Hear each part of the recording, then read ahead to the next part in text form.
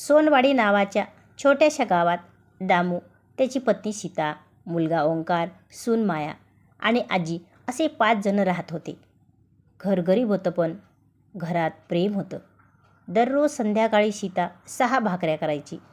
प्रत्येकासाठी एक आणि एक सकाळसाठी ठेवायची.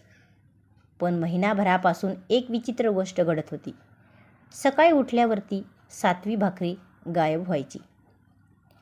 पहिल्यांदा सगळ्यांनी मांजरावर दोष दिला, दुसऱ्यांदा कुत्र्यावर, पण ताट तसंच असायचं.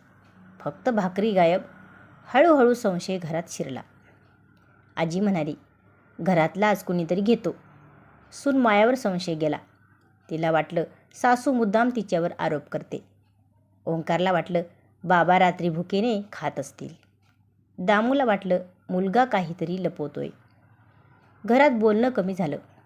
एक दिवस सीताने मुद्दाम 7व्या भाकरीवर थोडी हळद लावली.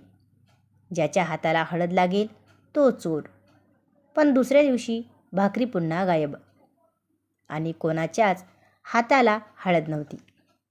रहस्य अजून गडद झालं. त्या रात्री ओंकार जागाच राहिला.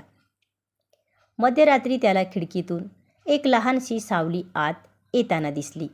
तो शांतपणे तिच्या मागे गेला. ती सावली गावातील 12 वर्षाची अनाथ मुलगी राधा होती. ओंकारला राग आला. राधा, तू आमच्या घरातून भाकरी चोरतेस? राधा घाबरली. तिच्या डोळ्यात पाणी आलं. ती काहीच बोलली नाही. ती धावत गावाबाहेरच्या मोडकळीस आलेल्या झोपडीत गेली. ओंकारही तिच्या मागे गेला. झोपडीत जे दृश्य होतं ते पाहून त्याच्या पायाखालची जमीन सरकली. तिथे तिचा अंध आजोबा 3 दिवसापासून उपाशी पडला होता. राधाने भाकरीचे छोटे तुकडे करून पाण्यात भिजवले आणि आजोबांना भरवू लागली. स्वतः मात्र तिने एक घासही खाल्ला नाही. ओंकारच्या डोळ्यात अश्रू आले. तो काहीही न बोलता घरी परतला. दुसऱ्या दिवशी त्याने घरच्यांना सर्व सांगितलं. सगळ्यांना स्वतःची लाज वाटली. तेवढ्यात गावातील सरपंचही तिथे आले. त्यांनी सांगितलं, राधाच्या वडिलांनी वर्षापूर्वी पूर आला तेव्हा गावातील 5 मुलांचे प्राण वाचवले होते, पण त्यात स्वतःचा जीव गेला. आपण त्यांचं ऋण विसरलो. गावभर ही गोष्ट पसरली. त्या दिवसापासून प्रत्येक घरातून रोज एक भाकरी राधाच्या घरी जाऊ लागली. नंतर गावकऱ्यांनी तिच्या आजोबांचा उपचार केला.